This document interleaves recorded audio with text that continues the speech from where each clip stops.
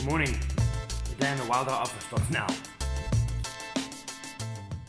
Right, so it's Thursday. What is the date today? It's the 7th of March. And it's my second last day in the Wilder office. That's why I'm in at an ungodly hour. It's 5:27 right now. And the reason I come in early for me is time management, because the first 2 or 3 hours before the rest of the team gets in, that's when there's really good work happening. So on my desk right now, email's going to go here. All my design and social and stuff happens on this computer. This is always handy. Always live on this thing. But what I'm going to do in this particular vlog is just take you through a day in the Wilder office. I still think that as a collective of people, the people that work in this office with me is probably some of the best, and not just travel guides kind of people, just people. So I'll show you a bit around. I'm going to share some stuff on my day, how it goes, and just something different before I start traveling again. Now, let's start with breakfast. Most important meal of the day, they say, right? So what I do personally is either just after training or now when I come in early this time, two things. Number two, low-fat raspberry yogurt. Yep. This is rolled oats, so we make it the evening before and sits in the fridge. It's actually quite yummy. And I don't know if you can see that. Inside there's some mango and, what is this? Pomegranate seeds or something, I think. Now, the cool thing for me with this is it keeps me full for a long time, because the problem is when I sit and work, when I'm here, I can easily just sit and eat the whole damn time. So this starts me off pretty well from a training point of view as well. Then what I do, and some of you have asked based on my Instagram feed and stuff, is I use this app. It's called MyFitnessPal, right? And I track calories. So literally, I just punch in what I'm having and it counts calories. So I'm allowed 2,480 calories for today. So what I'll do here, let me show you. So I'm going to say plus food. I'm adding my meal. I'm saying breakfast. I'm saying, now I've had this already, so I can just start typing overnight oats. There it is, homemade. And it's 273 grams because we check these things. And it's a total of 259 calories. So that's a start. Then the cool thing is, I'm going to add that.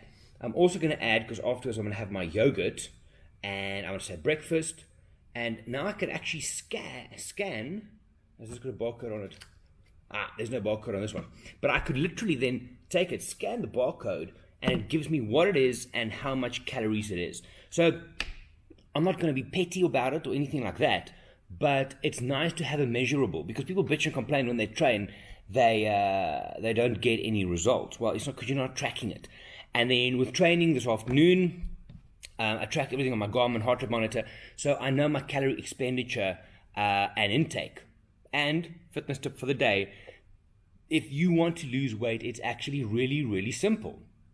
Make sure that you eat less than what you burn. Calorie expenditure, calorie deficit, if you will. So, okay, that's me. Start for the day. I'm going to get stuck in now. Like I said, this first 2 or 3 hours, most people come in by about 8 o'clock, so I've got 2.5 hours. But before we get, I'm going to try and get these guys involved and kind of see what they're up to today. But let me quickly show you the office before anybody else comes in. Right, so like I said, my desk, I'm going to do emails over there.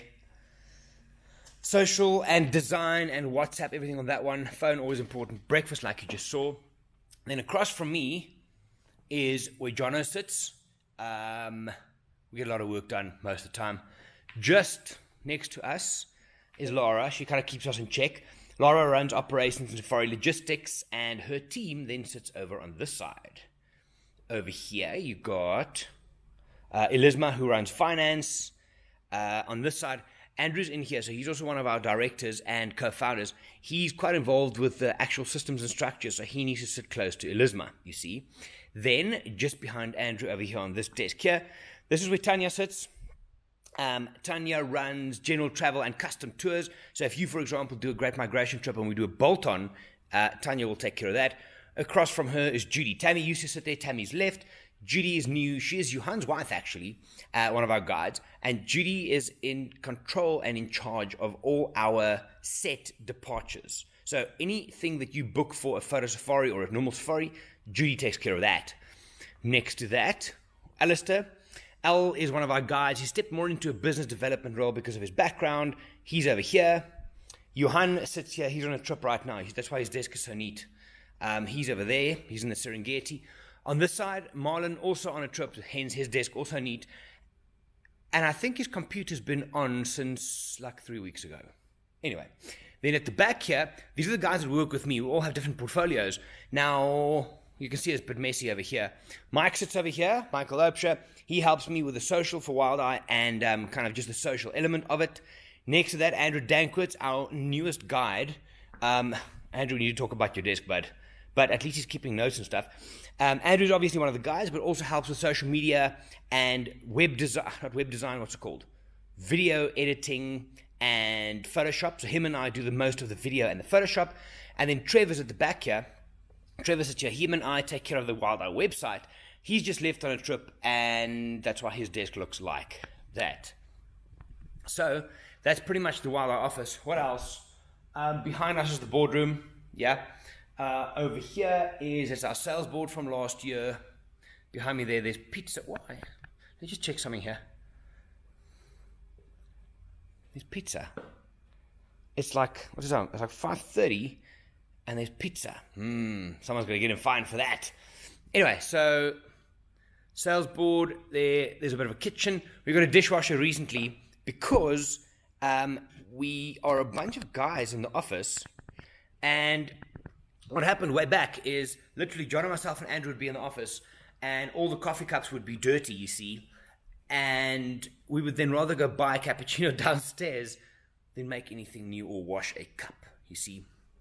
Anyway, I'm going to get stuck into some work, and we'll start chatting to you guys when all the staff people come in and work.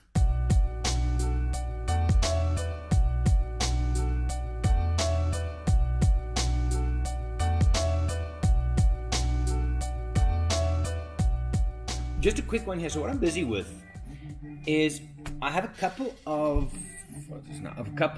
clients who we're busy putting trips together, and the interesting thing is always, where should you go if you go on safari? Because not every safari is created equal, you see.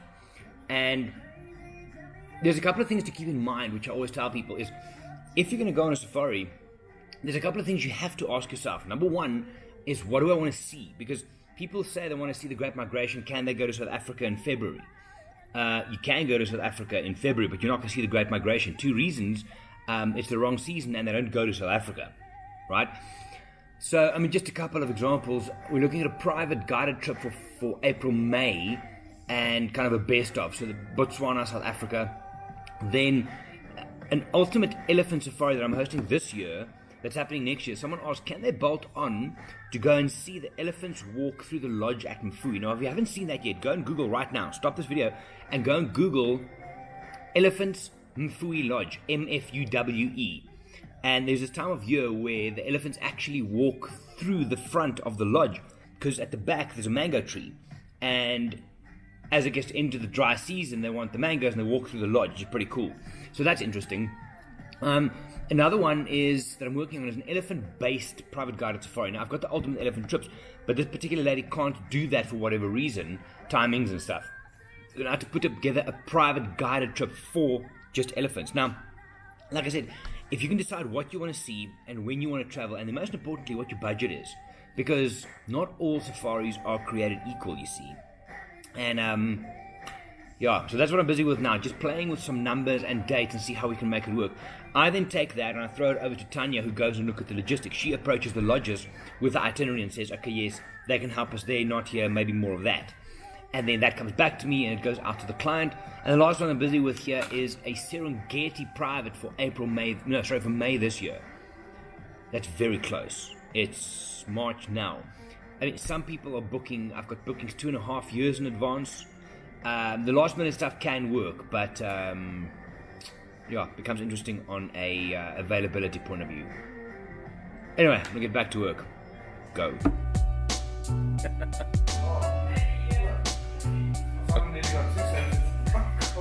A double sneaky.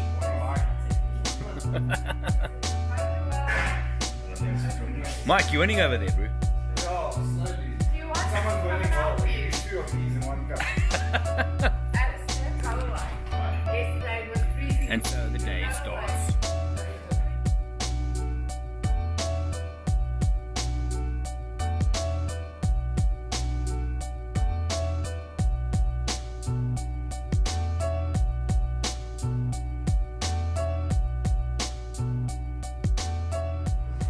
So just a quick break here. The cool thing is, I mean, everybody's in the office now. It's about 8:25-ish. So as the people come in, obviously everybody has their different roles that they do in the office. But because I'm involved with certain things on the website, social, and there's bookings and logistics and trips coming up, it's, I mean, you guys, you'll know. But if you're, those 2.5 hours for me in the morning, that's when I get all the good stuff done. I've put out all my inquiries. I followed up. But now I can just wait. And now in the morning for me, I go on the full offense. That's when I attack my work. Now, I think for the rest of the day, it becomes counter-punching. So see what comes in, deal with it, and move on. But I'm not normally a structured kind of guy. I like the chaos, I must be honest. I love the chaos of not knowing what's going to happen. My desk is normally a mess. It's all over. But I know what's going on, and that's how I get stuff done. Same one here. Anything happens, you just counter-punch and work with it. But what I've done for this week specific is, in my diary, I've blocked, in capitals, blocked, and then it says content production, or blocked emails, blocked sales brochures. And I haven't stuck to it once. But the cool thing is, it reminds me of what needs to happen. I've tried in the past to make lists and work from the top down. It doesn't work. I've tried to diarize work blocks myself. It doesn't work. I get stuff done, and I kind of prioritize based on when and how things happen. Like, there's trips that are going out in 2020 that need attention now, and then there's other trips going out end of April that are kind of sorted and they don't need attention. So for me, I like the counter-punching idea, kind of just roll with it and see what happens. But yeah, the day's on the go. I'm going to chat to Andrew Dankwitz a bit later on. There's this thing called 75 Hard. If you follow me on Instagram, you would have seen geez, Jerry, I need more of this. I shared it on my Instagram. And it's a 75-day kind of health and fitness and mental challenge. But I'm going to first finish my coffee, do some more counter-punching in there, and then I'll chat about that with Andrew in a bit.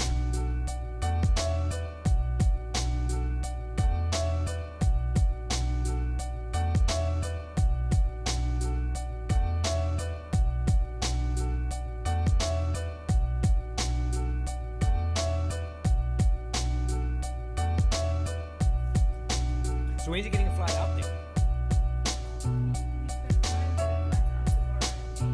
Okay. Yeah.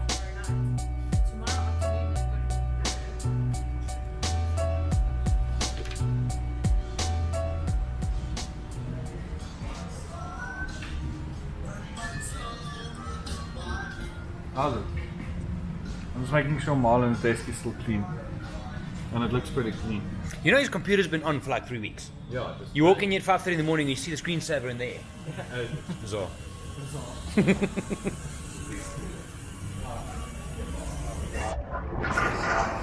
It's spoken at times very slow, which means my son speaks very slow from the beginning of that image.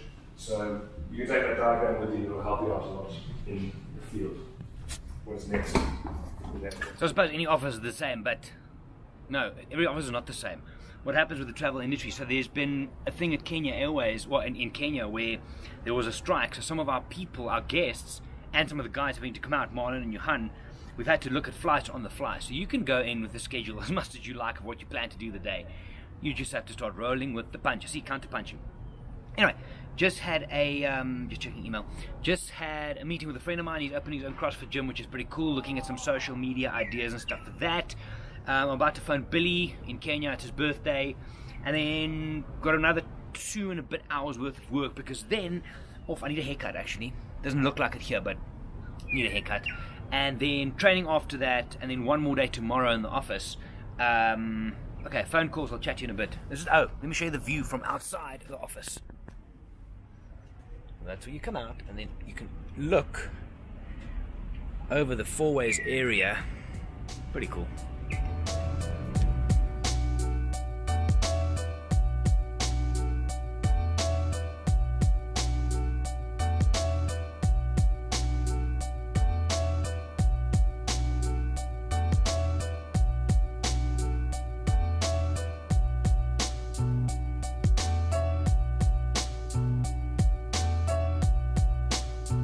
Okay, so home, I didn't get to chat to Andrew in the office about the 75 hard thing. I'm going to try and pick it up at some stage, but it's just like I was saying about a normal office job and counter-punching and stuff. So you have all these plans and then life just kind of does its thing.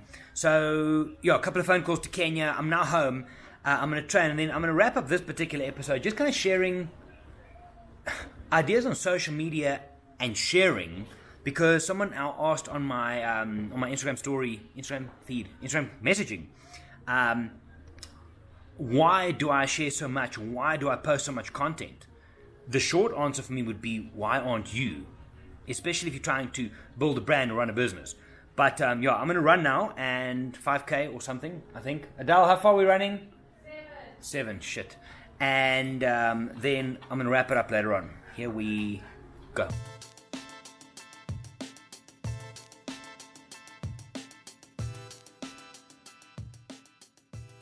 Right, so that's done. 5K, quickie. Brr. Not the best runner in the world, but you kind of do what you got to do. I wanted to tell about earlier on. So this is kind of life. I was hoping to do a full vlog from the office, but that's just how it goes. Nothing is just standard. Nothing just goes one to the next and the next. And I think it's a good thing, because I'm not a 9 to 5 kind of person. I think I'd lose my shit if I have to go in at 9, break at this 5.